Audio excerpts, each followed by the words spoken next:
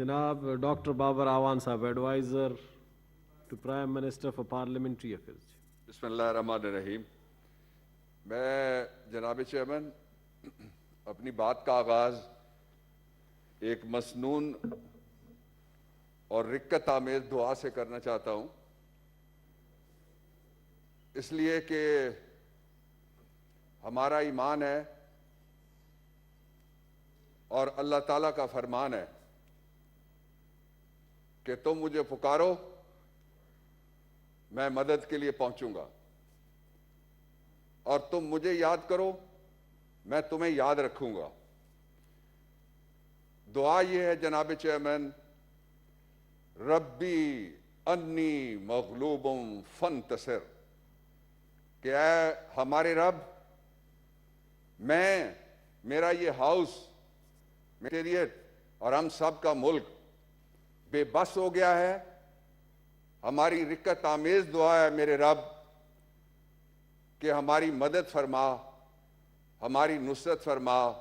اس وبا, ابتلا, سزا یا آزمائش میں سے میرے ملک کے لوگوں کو, عالم اسلام کے لوگوں کو, اور آپ رب العالمین رحمت للعالمین صلی اللہ علیہ وآلہ وسلم پر ہماری ہزار جانیں قربان, آپ کے صدقے میں نجات دلا دے.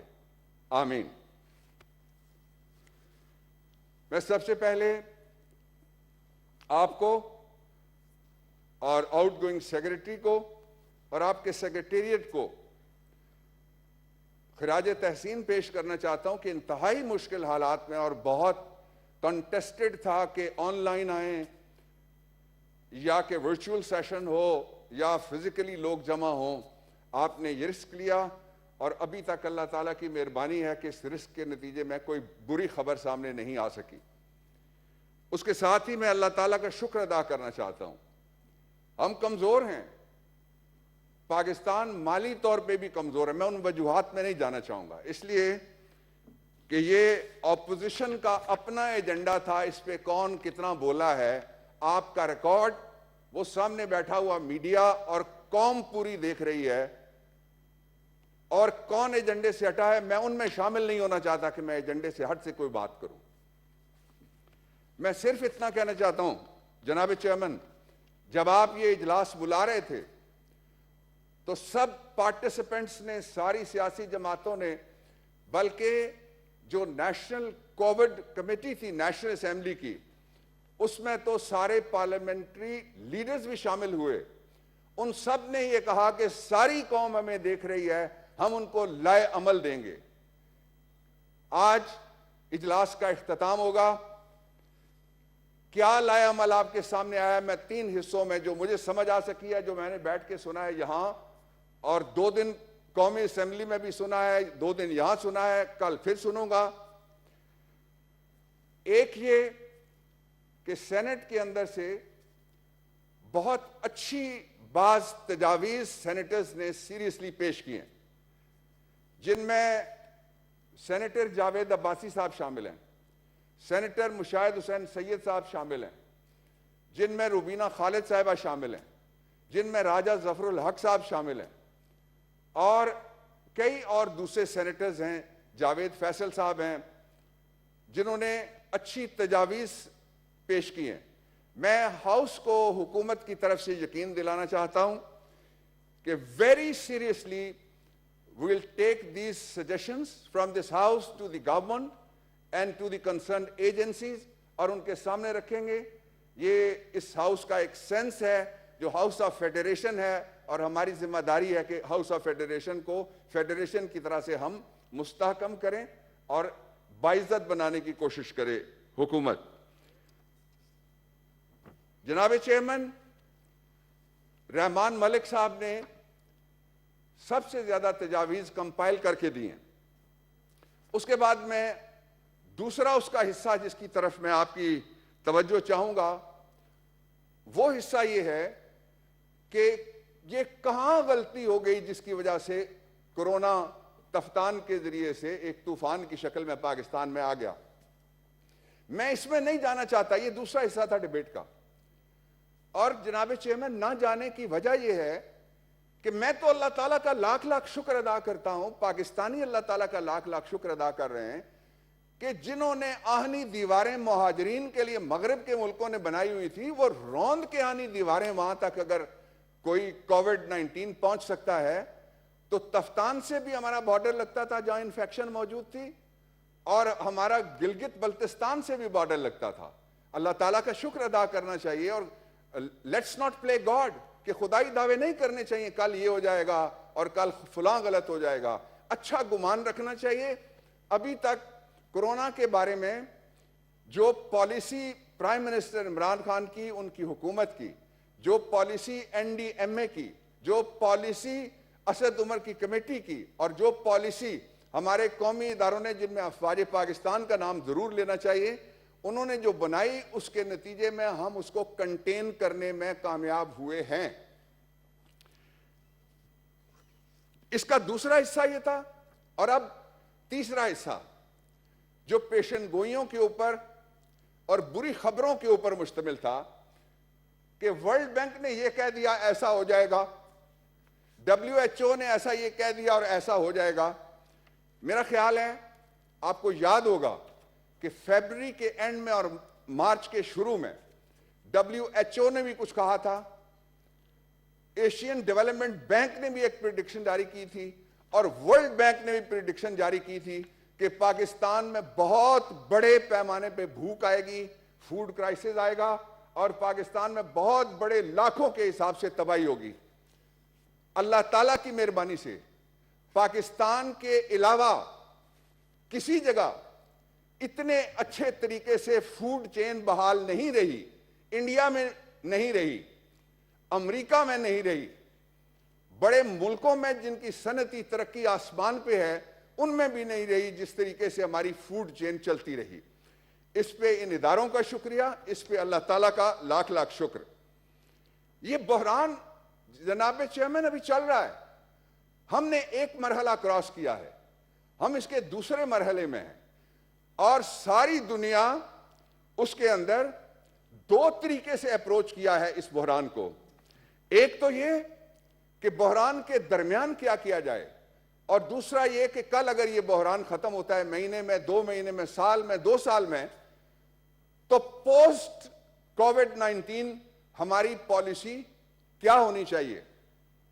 پاکستان کی تاریخ میں مجھے اس بات پہ فخر ہے، اپنی حکومت پہ، اپنے عوام پہ، اپنے اداروں پہ، کہ پہلی مرتبہ اتنے بڑے پیمانے پہ ٹرانسپیرنٹ طریقے سے، شناختی کارڈوں کے ذریعے سے، انگوٹھے کے نشان کے ذریعے سے، پورے پاکستان میں، جن میں بلوچستان بھی شامل ہے، جن میں گلگت بلتستان، آزاد کشمیر اور باقی تینوں صوبے اور ICT بھی شامل ہے، وہاں پہ پیسے تقسیم کیے گئے، اور کسی جگہ سے کوئی شکایت نہیں آئی کہ پیسے کسی بڑے کو مل گئے اور چھوٹا محروم رہ گیا، اور پیسے کسی غلط کو مل گئے اور حقدار کا حق چھین لیا گیا۔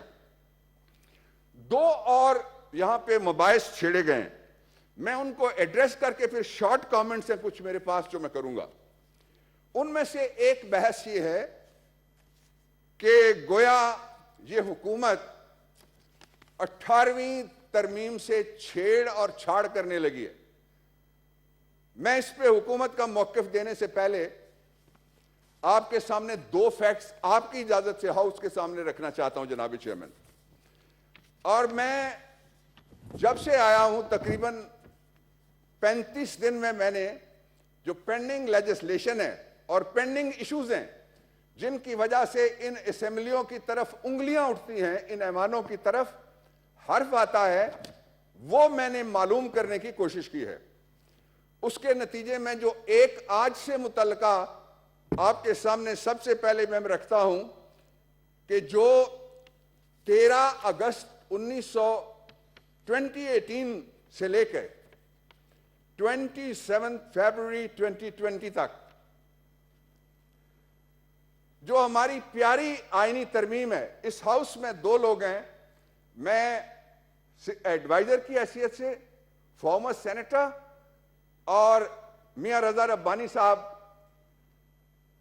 ہم دونوں نے وہ سٹیئر کیا، ہم دونوں اس کمیٹی میں تھے، میں لا منسٹر تھا اور وہ کمیٹی کے ہیڈ تھے. اس ترمیم کے حوالے سے جو سینٹ میں 18ویں ترمیم کے بعد 2010 کے بعد آئینی ترامیم کے لیے جو بل آئے ہیں وہ صرف 3 بل ہیں جو حکومت کی طرف سے آئے.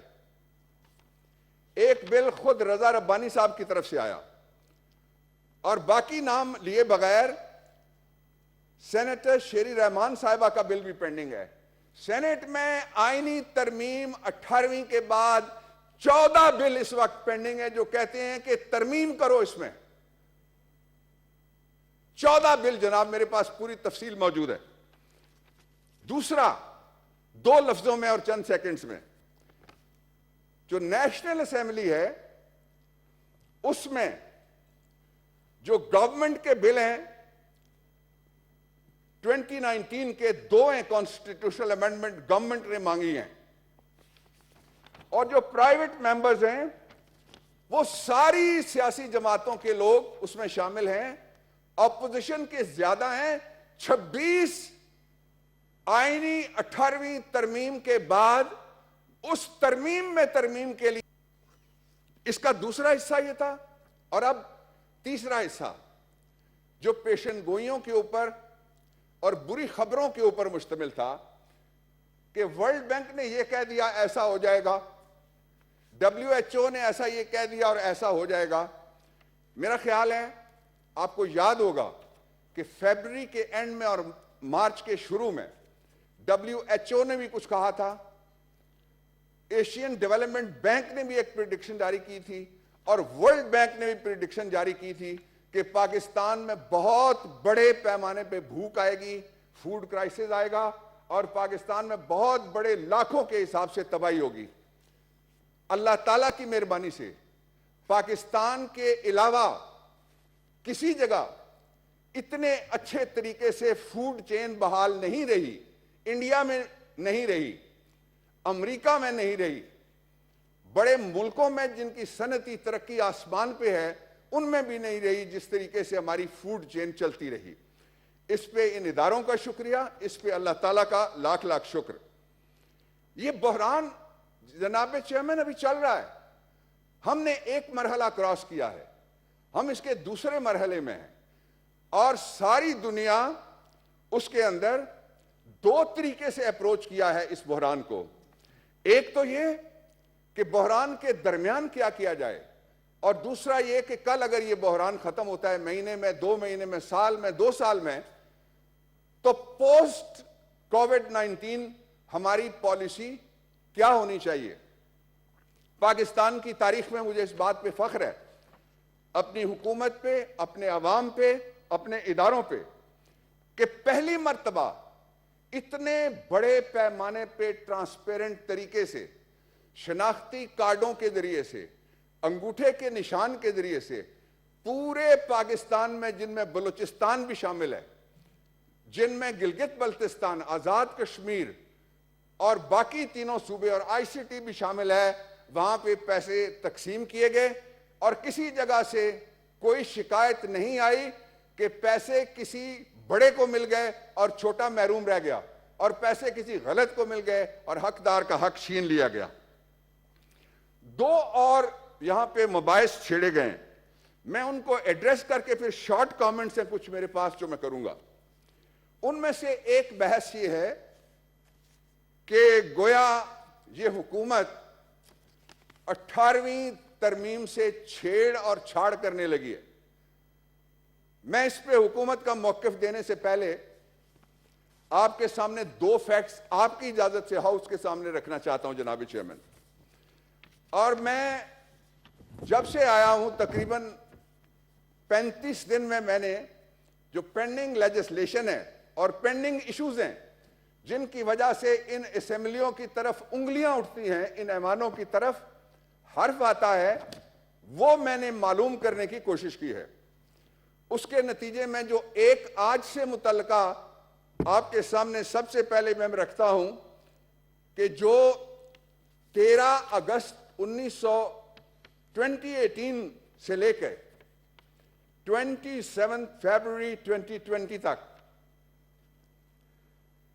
جو ہماری پیاری آئینی ترمیم ہے، اس ہاؤس میں دو لوگ ہیں، میں ایڈوائزر کی حیثیت سے فارمر سینیٹر اور میاں رضا ربانی صاحب،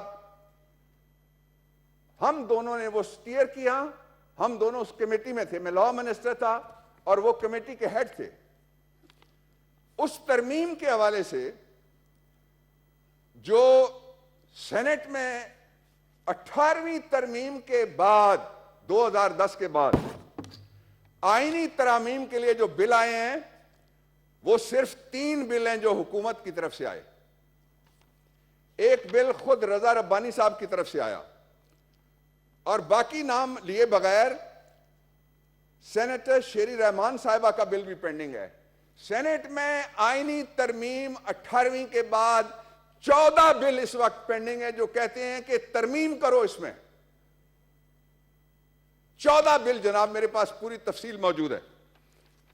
دوسرا، 2 لفظوں میں اور چند سیکنڈز میں، جو نیشنل اسمبلی ہے اس میں جو گورنمنٹ کے بل ہیں 2019 کے 2 ہیں کانسٹیٹیوشنل امینڈمنٹ گورنمنٹ نے مانگی ہیں، اور جو پرائیویٹ ممبرز ہیں وہ ساری سیاسی جماعتوں کے لوگ اس میں شامل ہیں، اپوزیشن کے زیادہ ہیں۔ 26 آئینی 18ویں ترمیم کے بعد اس ترمیم میں ترمیم کے لیے پرائیویٹ ممبرز بل قومی اسمبلی میں موجود ہیں، اور یہ سارے بل ٹھیک ہیں۔ اس کا سبب یہ ہے کہ اس آئین کے اندر آپ نے آرٹیکل 238 اور 239 رکھا ہے، جس کے ذریعے سے آئین میں کسی وقت بھی ترمیم کی جا سکتی ہے۔ لیکن let us talk of today. آج جب میں اس ایوان میں گفتگو کر رہا ہوں تو حکومت کے ٹیبل پہ 18ویں ترمیم کے حوالے سے کوئی ترمیمی بل نہیں ہے، اور کسی کو بھی چھپنے کی کوشش کسی اور چیز کے پیچھے کر کے آئینی ترمیم کا پروپیگنڈا نہیں کرنا چاہیے۔ میں سیاست میں نہیں پڑھنا چاہتا، لیکن ایک چیز سب نے کہا، میں اس پہ حیران ہوں، میں اس پہ حیران ہوں۔ 2-3 چیزوں پہ میں بھی حیران ہوں۔ ان میں سے پہلی بات یہ ہے کہ مجھے یہ سمجھ نہیں آیا کہ ہم شفا خانے اور دواخانے بند کر رہے ہیں اور کراچی میں ہم نے پٹوار خانے سارے کھول دیے۔ مجھے نہیں سمجھ آئی۔ اگر کسی کو سمجھ آئی ہو تو مجھے بتائے کہ اس کے پیچھے کوئی راز تو ہوگا۔ جناب چیئرمین، آئی پروسیڈ فردر۔ ایک دوسرا یہ کہا جا رہا ہے کہ 18ویں ترمیم لے لو، نیب آرڈیننس دے دو۔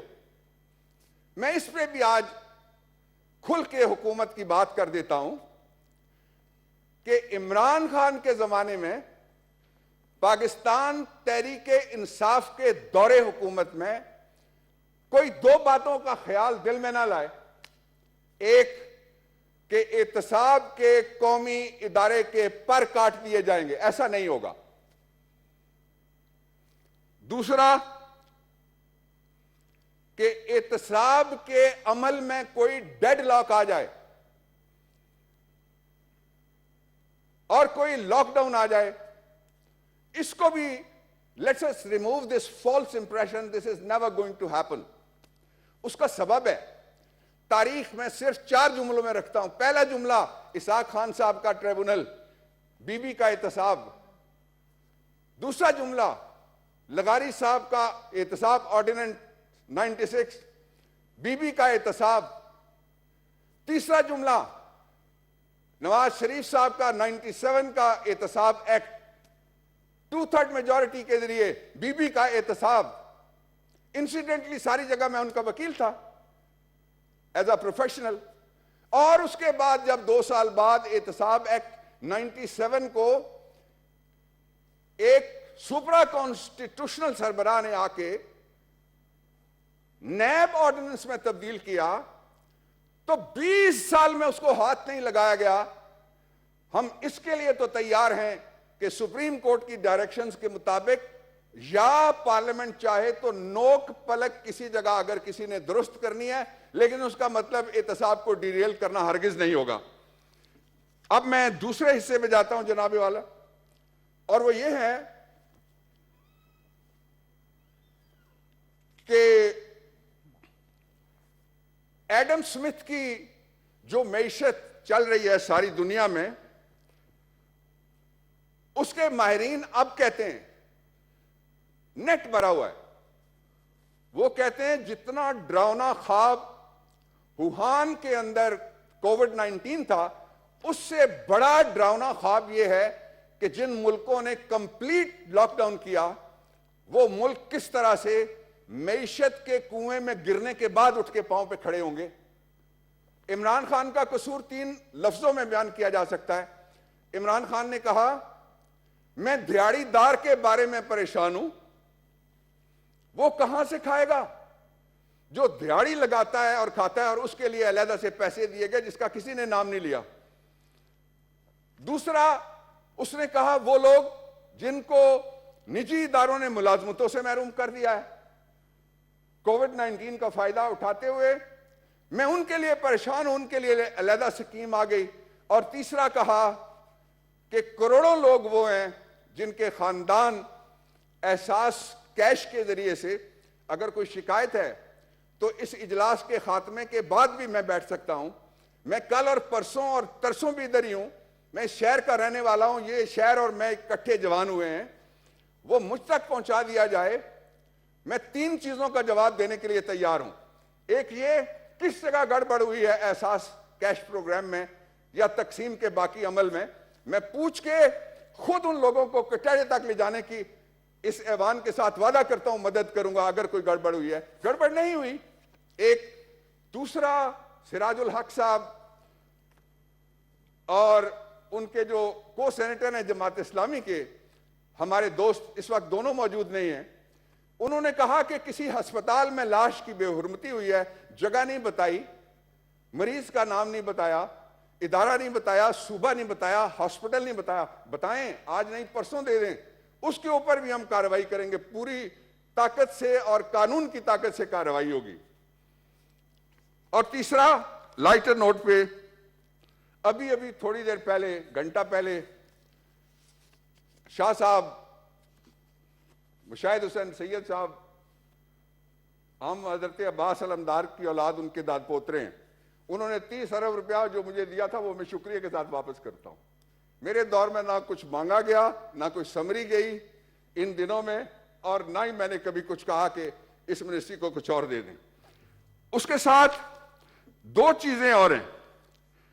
جہاں عمران خان کا دوسرا غلط اقدام جو ہے وہ یہ تھا کہ اس نے کسی جگہ, میں قبروں تک نہیں جاؤں گا, میں صرف اتنی بات کہنا چاہتا ہوں, کسی جگہ, کسی اشتہار میں, کسی تقسیم میں, کسی ڈسٹریبیوشن سینٹر میں اپنی تصویر نہیں لگنے دی, نام نہیں لگنے دیا. میں ایک بات پتہ نہیں مجھے کہنی چاہیے لیکن پیر صاحب بیٹھے ہوئے میں کہنے ہی لگا ہوں کہ ہر جگہ اوپینین ہوتی ہے. یہ اوپینین کہ جو لوگ جنہوں نے باہر جانا ہوتا ہے لوگوں میں, ان کو ایسوشیٹ کر دیا جائے. اور یہ ہم 3-4 یہاں چشمدید اس بات کے گواہ ہیں, ایک سے زیادہ مرتبہ وزیر اعظم نے کہا کہ یہ ساری اسکیمیں اللہ کو راضی کرنے کے لیے ہیں, یہ خدا کی رضا کے لیے ہیں. اور قرآن کا آغاز ہوتا ہے سورہ بقرہ 3 سپاروں میں, اس میں ایمان والوں کی نشانیوں میں سے ایک ہے فَمِمَّا رَزَقْنَاهُمْ يُنْفِقُونَ, اور آخر میں جا کے قرآن کے آخر میں 30ویں سپارے میں آتا ہے, اور اللہ رب العزت ارشاد فرماتے ہیں آؤ میں تمہیں بتاؤں کہ اللہ کا دوست کون ہے. وہ جو لوگوں کو کھانا کھلاتے ہیں اور ان کو کہتے ہیں, لفظ بلفظ ترجمہ, I know Arabic like I know Urdu or English, آپ کے سامنے میں عرض کر رہا ہوں کہ اللہ, آؤ تمہیں میں بتاتا ہوں اللہ کے دوست کون ہیں. اللہ کے دوست وہ ہیں جو اللہ کی مخلوق کو, مسلمان کی شرط بھی نہیں رکھی, کھانا کھلاتے ہیں, ان کو کہتے ہیں نہ تم سے مجھے کوئی غرض ہے اور نہ مجھ سے میں تم سے کوئی مطلب رکھوں گا, میں نے تمہیں کھانا اس لیے کھلایا کہ میرا رب راضی ہو جائے. اور درمیانی راستہ آپ کے وزیر اعظم نے, جناب میں بات ختم کرنے لگا ہوں, اختیار کیا. ایک تھا کمپلیٹ لاک ڈاؤن, ایک تھا نو لاک ڈاؤن، اور عربی میں کہتے ہیں الحق و بین افراط و تفریط، کہ درمیانی راستہ بہترین راستہ، جہاں ضرورت پڑی۔ اسلام آباد میں بھی لاک ڈاؤن ہوا، 4 یونین کاؤنسلز کے اندر لاک ڈاؤن ہوا، 5ویں بلکہ شال آدتا اس میں بھی لاک ڈاؤن ہوا، پنجاب میں بھی ہوا، جہاں ضرورت نہیں تھی وہاں نہیں کیا گیا لاک ڈاؤن۔ اور ایک ڈیفینیشن ہے، اس پہ کچھ ابہام آیا کہ ایلیٹ کون ہوتے ہیں۔ یہی نہیں آیا، یہ ساری جگہ آیا۔ میں 2 مثالیں دیتا ہوں، سب نے اسلام آباد دیکھا ہوا ہے۔ ایلیٹ IAF7 چلتے ہیں، اس کے شرق کی جانب ٹاپ ایلیٹس رہتے ہیں، نالے کے دوسری طرف کرسچن کالونی ہے، 35,000 کی آبادی ہے، ایک ایک گھر میں 80 لوگ رہتے ہیں، وہ ایلیٹ نہیں ہے۔ IAF8 چلتے ہیں، سینٹورس کے پہاڑ والی سائڈ کے اوپر F8 ہے، جہاں ایلیٹ رہتے ہیں، کچی آبادی نہیں ہے۔ اس کے جو ساؤتھ ہے اس کے اوپر 5 کچی آبادیاں ہیں۔ زیادہ مہاجر آئے ہوئے ہیں پورے پاکستان کے، جو انٹرنلی ڈسپلیسڈ پرسنز ہیں، عمران کی وہ ترجیح تھی۔ اور آخری بات جناب یہ ہے کہ بھیک مانگی اس نے، پرانی عادت ہے اس نے بھیک مانگی، شوکت خانم بن گیا۔ اس نے بھیک مانگی، نمل بن گیا۔ اس نے بھیک مانگی اور نہ وہ ظالم ہے اور نہ بے رحم ہے، اسی لیے نہ بھاگتا ہے نہ چھپتا ہے۔ بھیک پہلی دفعہ نہیں مانگی گئی تھی، ایک اور وزیر اعظم صاحب بھی تھے، یہ بھی کہا گیا کہ وہ بیماری کو اپنے مفاد کے لیے استعمال کرتا ہے۔ میں اس پہ تبصرہ نہیں کرتا، مجھے نہیں پتا کس کے لیے یہ کہنے والے جو فاضل ممبر ہیں انہوں نے کس کو مخاطب کر کے کہا اوے بیماری کو اپنے لیے استعمال نہ کرو، میں نہیں کہنا چاہتا۔ اور جو پہلی بھیک مانگی گئی تھی اس ملک میں وہ تھی قرض اتارو ملک سوارو اسکیم کی۔ Thank you.